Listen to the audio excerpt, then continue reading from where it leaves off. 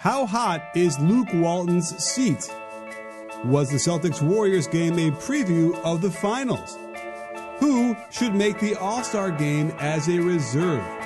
The only question left is, say it with me, you in? Hey, sports fans, Coach Nick here, and welcome to the B-Ball Breakdown Podcast. Today I'm pleased to bring on, as always, Jared Weiss, to talk about a host of things in the NBA. Jared, are you there with me? I am here with you. I can actually see you. I'm not sure why I'm asking you, but it's always nice to just check and make sure. I'm emotionally here with you, if that's what the real question is. Oh, thank God, because I need some emotional connections. I am alone way too long in my office watching endless clips of Drew Holiday going to the basket. So I'm glad that you're here for me. I can feel it over the internet waves coming at me. So thank you. And sports fans, thank you for joining us today as well. And I want to begin the show with something I don't often do, although maybe it's sprinkled in, my hot takes get sprinkled in. But this is going to be a big hot take alarm emoji. And I'm going to drop this on your lap. And I'm curious to think what you think on this one, Jared. Are you ready? Give it to me. I think that LeBron's injury and the fact and the amount of time he's been out, he has been unnecessarily extending his absence to get Luke Walton fired. Thoughts? Not a shocking take. I thought it was going to be a little bit more out of left field, but I don't understand why they want to fire, or why he reportedly wants Luke Walton to be fired. He knows Luke pretty well. Obviously, they've played together. Luke has a really solid track record when he was at Golden State. This is a much taller task, but the roster is the issue. The issue is the moves that they made. The fact that they let go of Brook Lopez to bring in JaVale McGee, and JaVale hasn't worked out very well for them, while Brook has been the exact center that they needed to have for this situation. That they got guys like Lance, they got guys like Beasley. The player acquisition part is the issue. I haven't seen anything to tell me that bringing out Luke and bringing in, I don't know who, probably not Ty Lue. I don't know who the coach would be in this situation, but he should be trying to put pressure on them to make acquisitions, to make small trades, to get guys on the buyout market. I don't see how switching Luke is going to help them in the short term, and certainly I don't think it's going to help them in the long term. Luke's a long-term coaching prospect. Well, let's go. Okay, first we got to talk about when we first heard an incident or the idea that Luke was going to be gone was right after Tyronn Lue gets fired in Cleveland. Not a coincidence in my mind at all. Magic had to have this talk, right? And they were yelling at each other, or he was yelling at Luke, or whatever that whole thing was. And that was back when, in the beginning of the year. So when you mentioned Tyronn Lue, there's something there, I think. I also feel like the moves that you describe in this roster stuff it kind of felt like it was LeBron controlling that. Like, hey, LeBron, we want you to come here, we're going to sign, and whatever you want to do, hey, go ahead. Bring in other guys that you're represented by, or that your team represents. Great, let's do that. We're happy to have Beasley and all these guys in here. So I think that any kind of moves, and you want to criticize the front office, it's almost like you got to criticize LeBron for that. But I also just feel like it's kind of like when he got to Cleveland when Blatt was there. Blatt was simply not his guy. And you can read into that as much as you like or as little as you like. And I don't know. I feel like when, LeBron coming into L.A. now, Luke is not, quote unquote, his guy either. And it could very well be the dynamic that Luke had been there for several years and has, institutional control. And that's probably a big problem for LeBron. And it isn't as much when they bring somebody else in after LeBron's been there. So I don't know. Either way, it sounds like I would not necessarily want to be in Luke's position right now. Well, what I hope is that management looks at the Spoelstra situation where LeBron wanted Pat to come back and step in for Spo, and Pat held strong. And Spo was in a similar position that Luke was in at the time, and he grew into being one of the best coaches in the NBA. And even if he didn't have the titles, I think Spo would still be looked at as one of the most respected coaches in the league, and he certainly won LeBron over. The Blatt situation in Cleveland was more about Blatt's personality, where Blatt was expected to be the super controlling kind of celebrity type coach the way he was when he was in Israel, where he was the most famous guy in Israel for a while. And he just didn't have that in the NBA, and he didn't adjust to the fact that the players controlled the league. And then he brought in Ty, who was a good fit for LeBron. So Luke has always been, he's always had a perception as being a good player manager coach, especially considering that was his role when he was in the NBA for the most part. He was basically like an assistant coach on the bench for the most part at the end of his career. So Luke seems like he would be a really good fit for LeBron. I don't really know if LeBron really wanted him gone. I'm not sure. I just don't understand what LeBron would be looking for in a coach besides some sort of, famous coach with a huge pedigree of success, or bringing back Ty. But, Ty Lue barely made it through last season. He had so many health issues. I'd be surprised if Ty really wanted to jump back into that ringer. I agree too. That's not another thing that's underreported, I believe, is that his health was really struggling, and it sounded like it didn't get much better with the absence of LeBron either. Which is so you throw LeBron into that, and then it gets even worse. So I hear you on that one too. So it's probably one reason why they might not have pulled the trigger already. And if LeBron or if Tyronn Lue had been feeling better, I fully believe that he would have already been the coach of the Lakers. And the one thing that's different between Spo and Riley was that that Riley never had a moment where he had this speaking to Spoelstra in the beginning of the year, early on in that whole setup. In fact, the speaking to he probably had was to LeBron to say, "F you, this guy's my coach, and you listen to him." And instead, what does Magic do? But and it leaks that whatever it was, he had to have a talking to. It sounded like he had 8 games to audition for his job again, and they obviously did well enough for him to keep it. So. You're right. I haven't spent enough time thinking about who they'd bring in, but certainly, it's got to be something on their mind. And I just feel like this is sort of the MO, and LeBron wants somebody that's going to be his guy. And for some reason, it just feels like Luke, we wouldn't be hearing this stuff right now if that's the case. And I know it's LeBron's camp is being quoted in this podcast by Windhorst and Jack McMullen.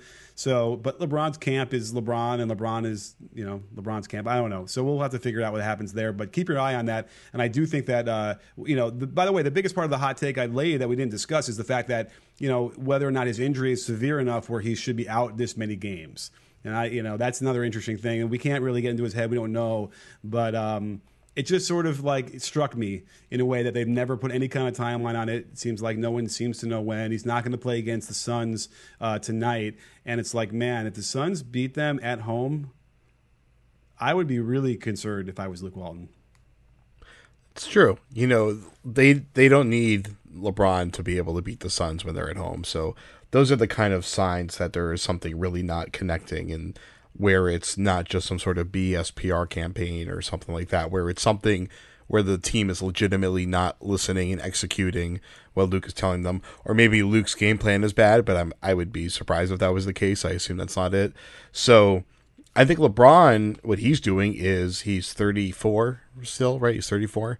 And he knows that an injury like this could completely derail his career and maybe cut it short if he doesn't treat it as well as possible and make sure that it's 100% healed, especially considering we know what his usage is like. He's going to play 38 to 40 minutes in the playoffs. He's going to be he hopes to be going the distance. So I think he's just trying to be as cautious with this as possible.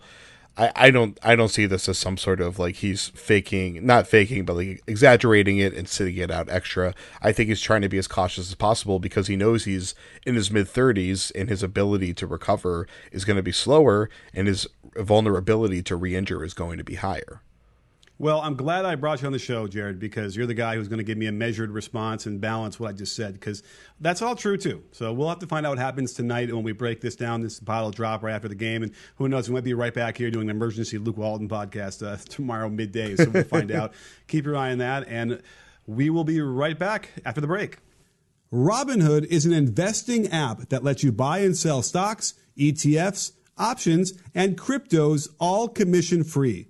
While other brokerages charge up to $10 for every trade, Robinhood doesn't charge any commission fees, so you can trade stocks and keep all of your profits. Plus, there is no account minimum deposit needed to get started, so you can start investing at any level. The simple, intuitive design of Robinhood makes investing easy for newcomers and experts alike. View easy-to-understand charts and market data and place a trade in just 4 taps on your smartphone. You can also view stock collections, such as 100 most popular.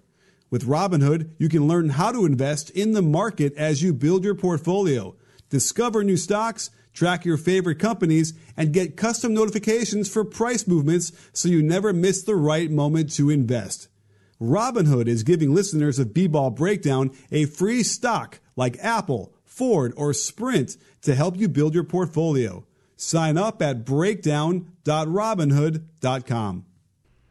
And we're back. Let's talk about the Warriors and the Celtics. They played a potential finals matchup. Maybe, I don't know if anyone really thinks the Celtics are going to make the finals, and maybe you do, but it certainly was an entertaining game filled with all sorts of cray-cray.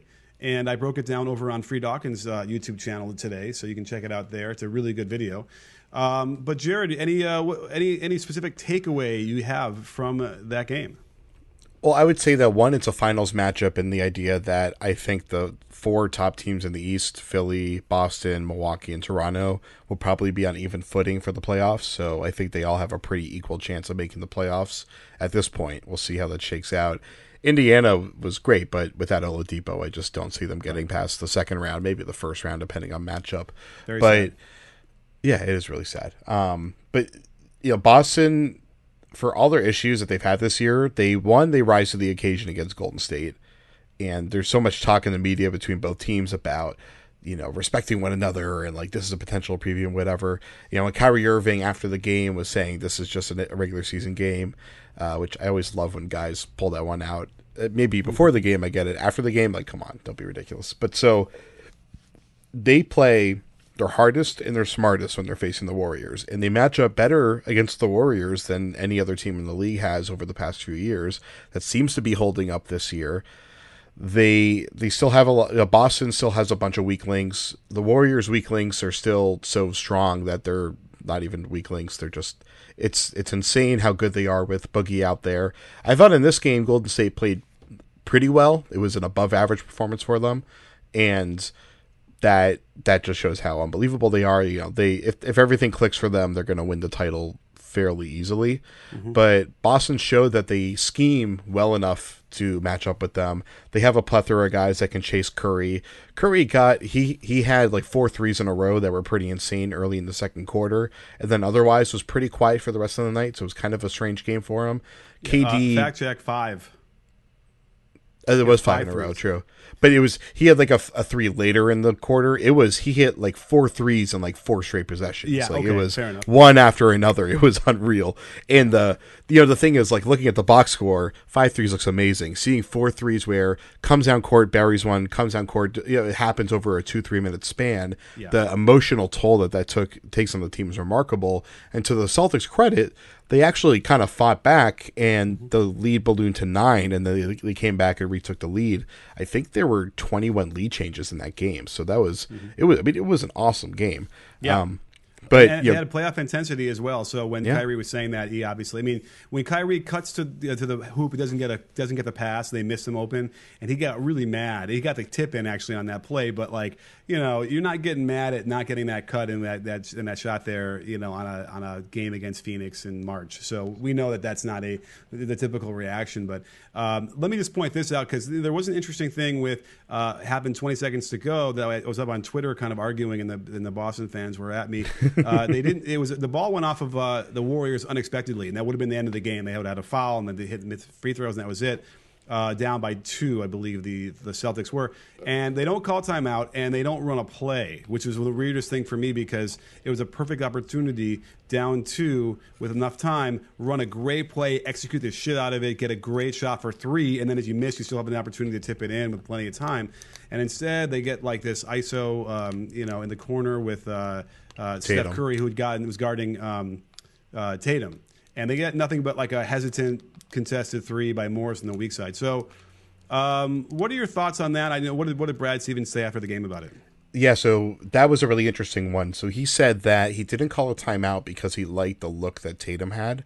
And so the thing is, Tatum in the corner, he tends to settle a little bit too much back to his step back shot, which is in his bag, but it's a really hard shot.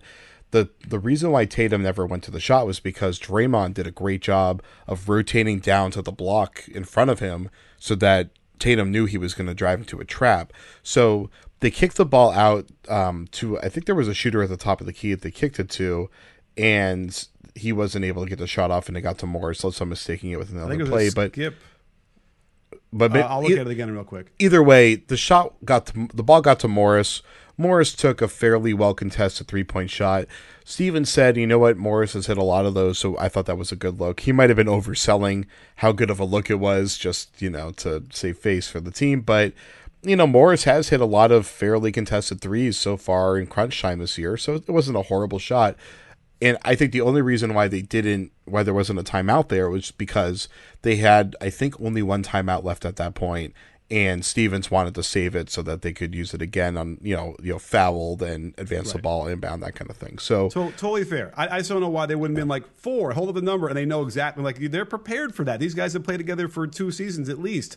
It just seems like they would have run something. And here's the thing I have, which is the bigger argument with Tatum, and I wonder if you're going to argue back with me, is that, and I don't watch every Celtics game. I will fully admit that, but I watch a lot of them.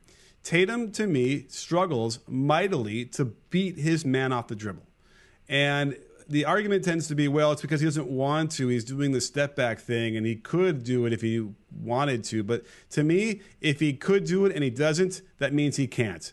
And this is another example here where Curry was really pressuring him. He was sort of half trying to back down. I know Draymond came over, but we saw a couple earlier, a possession before that, where he had Draymond on him and he tried to drive a couple different times, and he just stone cold stopped him and made him literally pivot, put his back to the basket and kick it out to somebody else. Do you think this is an issue? Yeah, I do. I agree. It's remember, he's in the middle of his second year, so one of his big weaknesses coming into the league was that he wasn't good at attacking through contact, and that was a big thing that he worked on this offseason. And I think right now he's comfortable doing it on pick and roll and grab and go when he gets the ball swung to him, but he's not when he is in ISO with somebody. He's only almost always trying to cross them up so he can get to a step back shot. A lot of the time, it's usually a step back from 20 feet, which is something that has been infuriating the coaching staff all year. They've been really hammering it home with him, and they think that he's been getting a little bit smarter about his shot selection there. But yeah, he does not get all the way through. And if you compare it to guys that are similar to him, like Durant and Paul George, similar in style, not capability, obviously, those guys are whose dimensions are somewhat similar.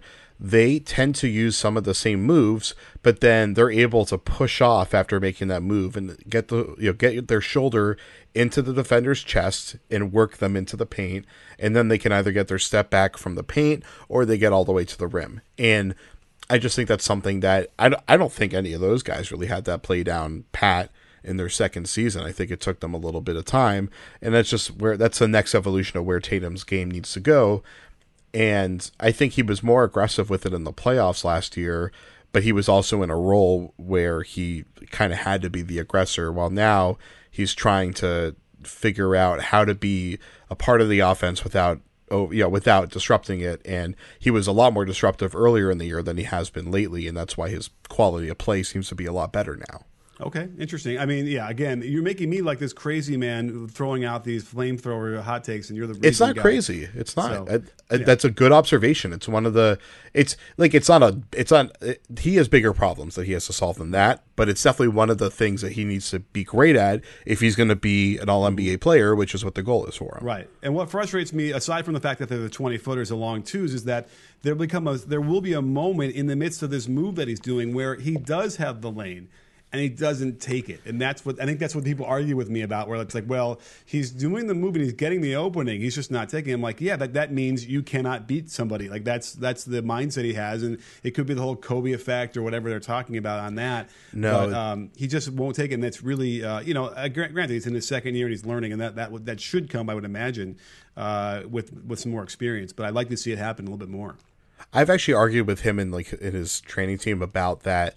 he has this issue where he takes one step too many when he's doing a move to try to open a defender's hips up, where once that little opening shows up for him, he tends to take one step around it and then go forward, instead of trying to go right through their chest and go forward. And he's not taking advantage of the way that the rules are structured, where as the offensive player, he can initiate that contact and they have to back off of him.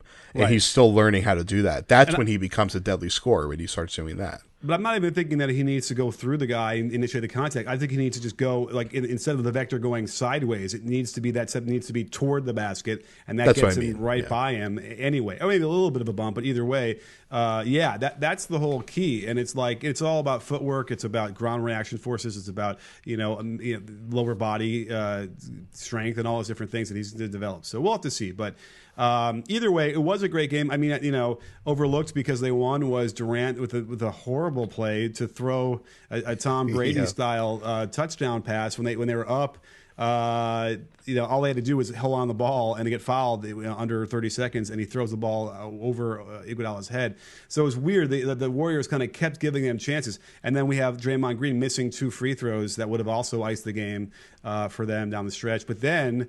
So they got very lucky there. Yeah, what happened was it was a long miss. By the way, both misses exactly the same, so give him some credit for consistency, I suppose. Off the back iron, bounces hard, and we see that Marcus Smart had run into the lane to cover the shooter, like you're supposed to, like who's boxing out the shooter. Gets a step and a half too far, and I think it's not unnatural. Important thing, he slipped, and that's the important thing that I feel like everyone's missing. He went one step too far past where the rebound was, but he literally slipped on like a wet spot on the floor and hit and I don't remember if he hit the ground, but he was literally sliding as the ball was going over his head. Oh. He would have had that rebound, I think, if he hadn't fell. Oh, well, so my argument was he shouldn't have been in the wet spot then. He needed to be, like I said, a step higher. So, don't sleep in the wet spot. No, anyway, so that's what I'm saying is, he just got too deep. Now, again, that happens, but not against the Warriors. If you want to beat the Warriors, you cannot do those kind of things. You cannot let those things escape you. So that's a good lesson to learn in January. So I'm sure that Stevens is happy with a lot of the progress that they made and those instances, as long as they do learn and they're ready for that stuff. They're ready to have an out of bounds play ready to go for a three, a better three than they got. And, he's not going, too deep in there and letting Draymond get that long rebound back. And that was finally what ended the game. So, we did get a Stevens special on the sideline out of bounds play at the end, even though it didn't matter, where they loop it to the weak side low post, which I always like when he does that, from the sideline. The winner ATO. I think I've written a couple articles about that play. Yeah, maybe one against the Heat a long time ago. Am I crazy? Yeah, sounds right. But Draymond sniffed it out perfectly. Yeah. I mean, again, it didn't matter. Now, I think it was Draymond contested the three at the very end there, a little bit aggressively. And, that shot goes in and the ref decides he didn't let him land. It's like, it's a tie game. So I guess none of the players wanted the game to end is what we're saying. Yeah. Actually, quick note, when Durant threw away that pass, right before that, the Warriors had successfully trapped Kyrie against the half-court line, and Kyrie actually stepped in the backcourt, and I think it should have been a backcourt violation before he passed it out to Horford. So funny that you asked. That's going to show up in the L2M report, I'm sure. Well, I went to Ronnie Nunn, 19-year NBA ref, and I asked him about that because if you notice, it was a great defense by Curry to deflect the pass, the dribble. And when it's deflected like that, he's allowed to be in the backcourt, I believe, is what Ronnie told me. Oh, yeah. If it's off a deflection, that's true. Okay, yeah. I didn't notice that part. Oh, because what you didn't see was when they're like, we're going to force Curry to guard Kyrie. It's going to be awesome. We're going to score.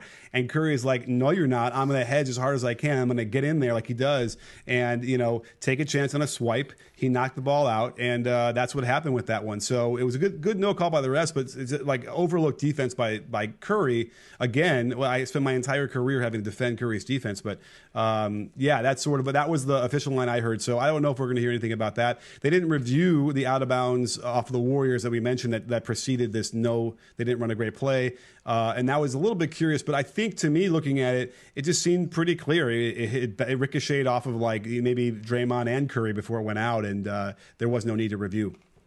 But, my big takeaway from that game is not just that the Warriors could have any one of their big guys step up and come through for them at the end. Like KD, Clay, and Steph all had their big moments throughout the game, and then all contributed pretty well at the end there. But Draymond's defense was so goddamn smart.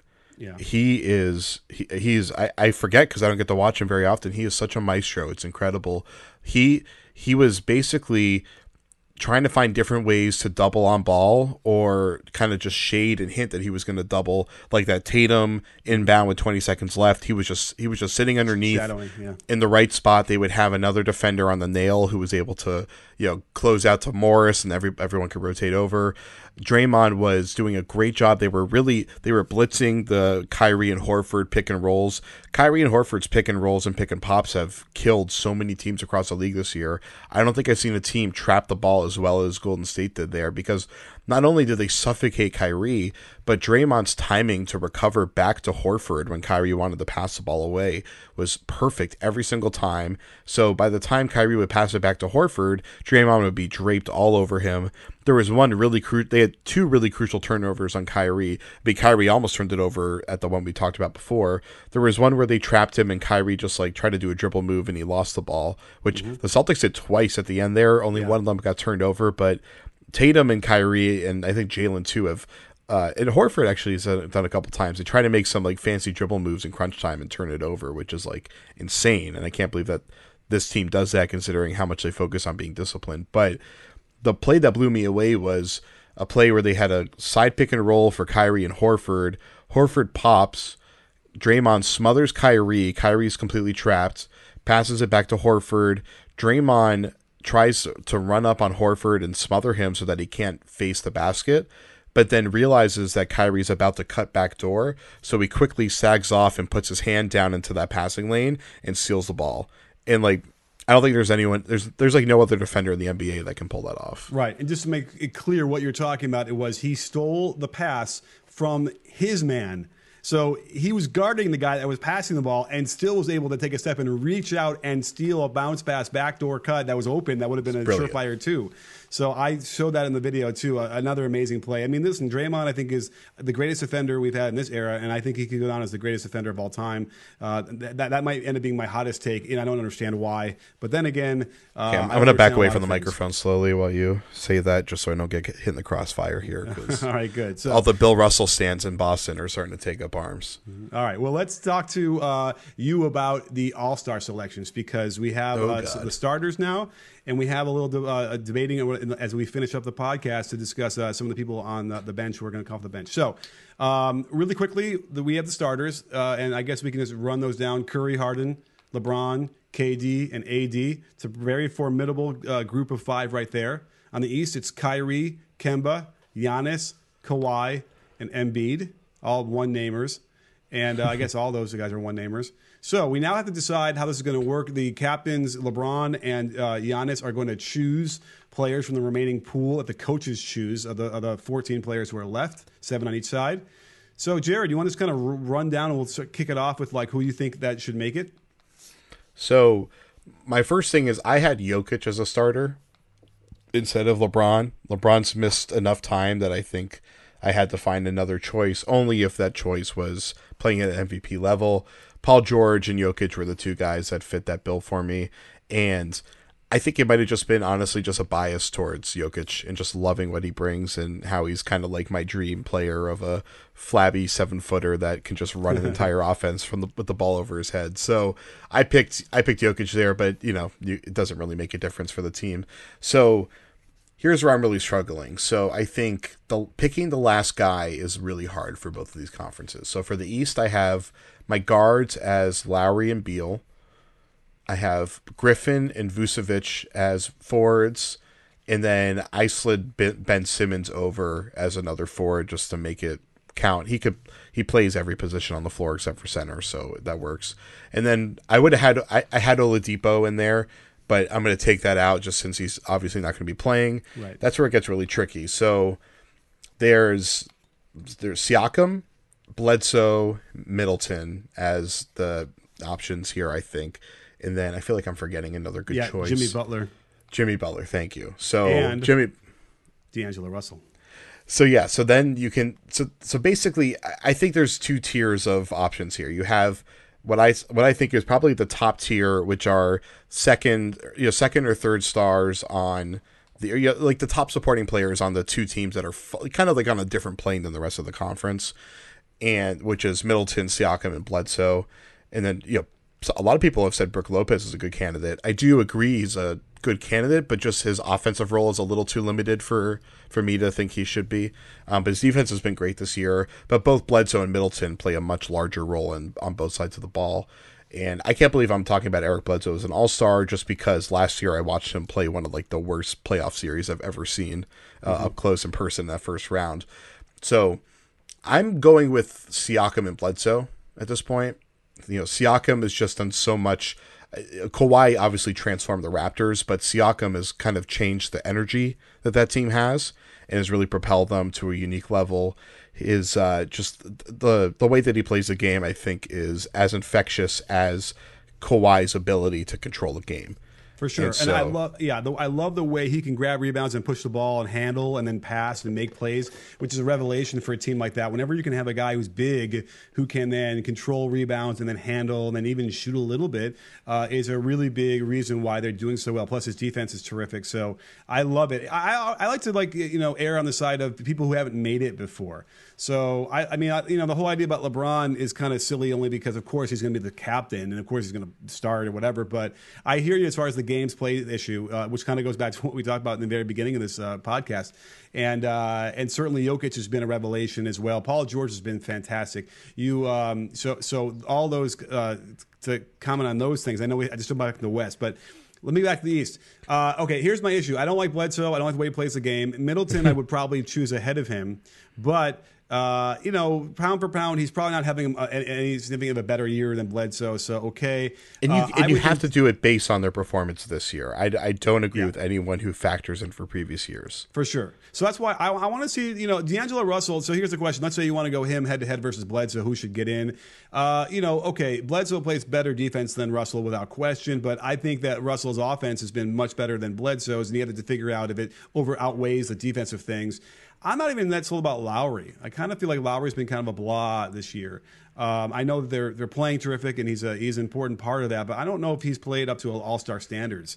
So that's another reason why, like does Jimmy Butler get in there instead, who's, it's kind of crazy we're not really putting him in there. I have to imagine he makes it, but it's hard to figure out who he would jump over either. So it's a real interesting question.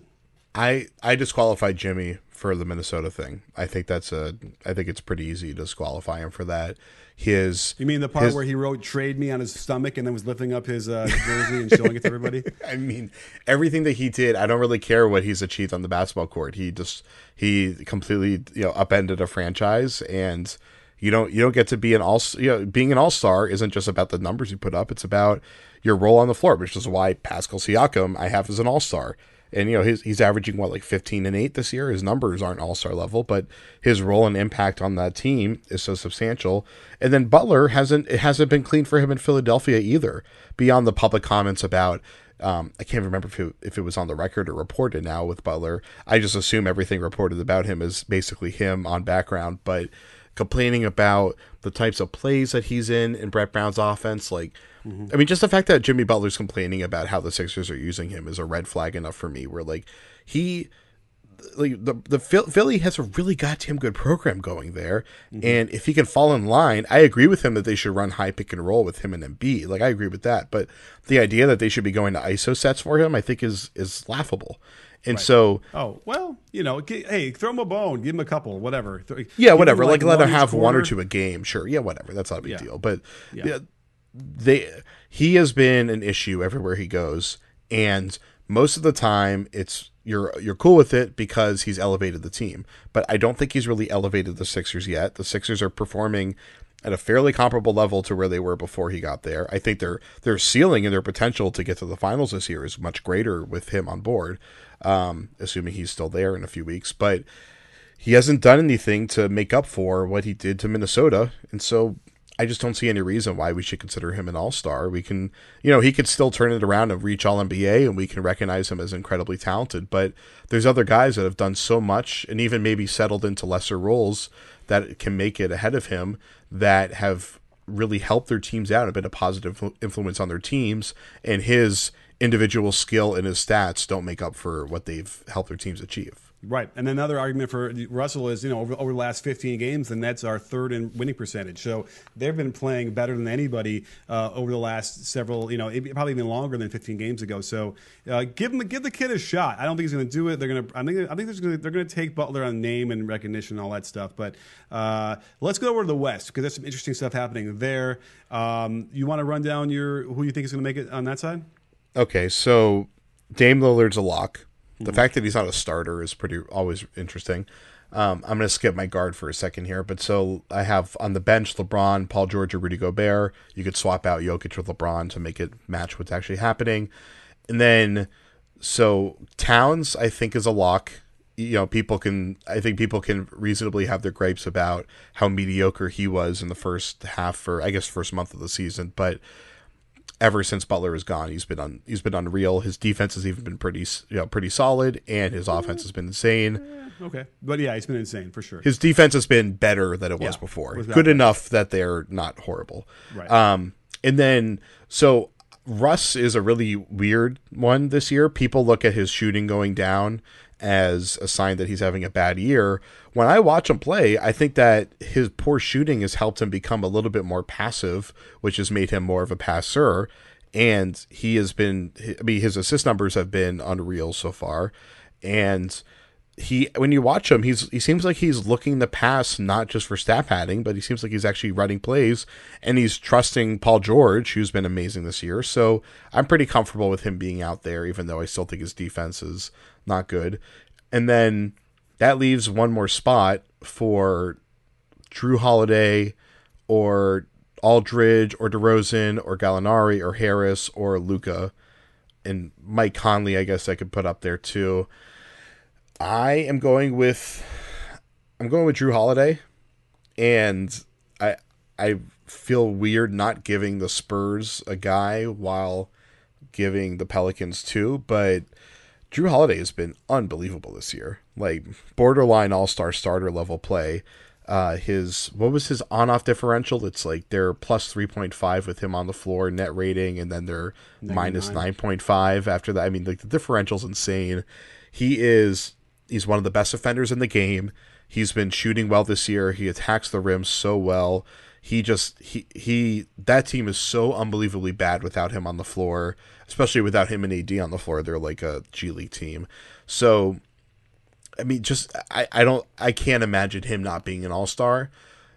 There's no good solution here, because Aldridge, I think, clearly deserves to be it. I mean, some of the scoring performances he's had this year have been absolutely insane. But I can't. Drew is just such a great two-way player. He's been so amazing this year. I just think it would be I think it's impossible to leave him off there. So I would almost rather have Westbrook off than Drew Holiday, which also doesn't seem to make any sense. Right. But I'm gonna leave LaMarcus off and just not be able to sleep for the next few days. I hear you. Okay, because if you leave Russ off, and you can't, he's averaging like a triple-double. He's getting a lot of steals, and I see what you're saying. I see moments where he is looking to be more of a facilitator, and it suits him better. The team seems better when he is kind of being a little more passive. I'm going to check his field goal attempts. It's down one a game. But he's also playing like one less minute a game, so it's hard to know if he's taking any less shots. But I would go. We have an interesting discussion here because LaMarcus deserves to make it, and he's having a good year. But then you have Tobias Harris, a guy who never gets enough recognition. The Clippers are playing really well too, and then you have Luka Doncic, who's having a rookie season that we haven't really seen anybody do in a long, long time. Yep. And he certainly got a lot of votes for the starters. So I would love, again, I love to see these upstarts, guys who kind of break the mold and aren't like the typical pick. So that would go with Drew over Russ, for instance, and that gives me room to get Tobias in there or Doncic.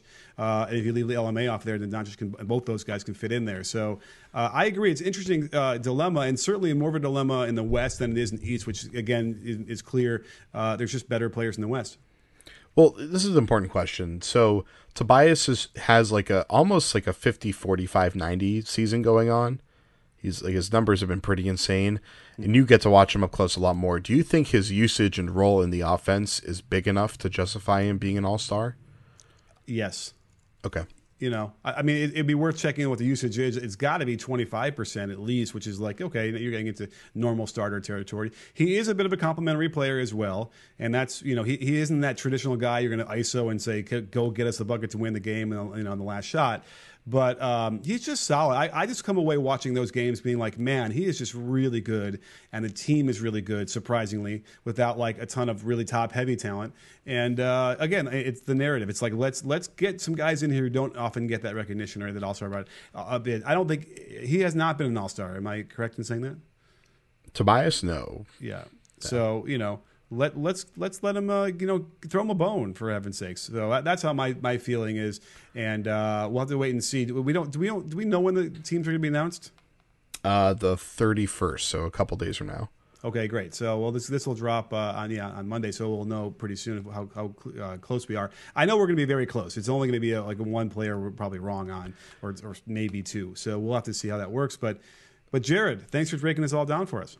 I'm telling you, man, I'm feeling so bad about LaMarcus not being on this team. I'm trying to figure out how I can change this up. Like, Well, listen, again, he's been on the team. He's been on the All-Star team multiple times. Yeah. So, you know, let him go to Aruba, wherever they go when they have that extra vacation and hang out and sip some pina coladas by the pool. I think he's a Turks and Caicos guy, but you know, I'll make sure he gets taken care of. But yeah, I'm full individual meritocracy based on that performance that season. That's it. So I don't really care what happened in the past. I would personally love to see Luka and Tobias Harris and Drew all get there. You know, LaMarcus I've seen a million times. Westbrook I've never really been a fan of. So, you know, I would love to see these other guys get rewarded. And I think we're pretty confident that like Luka and Fox and probably Tobias Harris are going to be all-stars in the near future. Right. You know, Jamal Murray and Donovan Mitchell will probably continue to improve and get there in a year or two. So I'm kind of surprised that Mitchell didn't end up making it this year. But it's funny when you look at the guys, like the reserves. I'm looking at my list of reserves right now as LeBron James and Paul George and Damian Lillard, who are all guys that should be starting in the All-Star game every year. It's pretty remarkable that that's just how deep the West is, and comparing it to the East, it's kind of laughable. Mm-hmm. Like Bradley Beal. Bradley Beal's the best player. Trying to find good guards in the East. Before this show started, it was like, there's just not that many. And then you thought like the forwards were really thin too. So it's like, you know, it's a really strange thing. And we have only the general managers and owners to blame, I suppose, for putting themselves in these situations. It's got to be since Shaq went to the Lakers is when the East really fell or lost its dominance, and now it's they never gotten back. I would just blame mild weather bands. That's pretty much it. Just that the western half of the country, the weather is way more consistent. That's interesting. Well, that could be for another for another podcast. So we'll have to see how that goes. But Jared, thanks for joining us today. Everyone else, thank you for lasting with us to this part of the podcast. We really appreciate it. And we'll be back again really soon, right, Jared? That's right. As soon as LaMarcus Aldridge is done murdering me. Okay. We will hopefully prove it if we need to, or find you still breathing. You heard it here first. That's right. So this is the proof, and this is the evidence. So don't forget, sports fans, that B-Ball Breakdown, we're not a channel, we're a conversation. You in? Are you in, Jared? I'm locked up in LaMarcus's basement.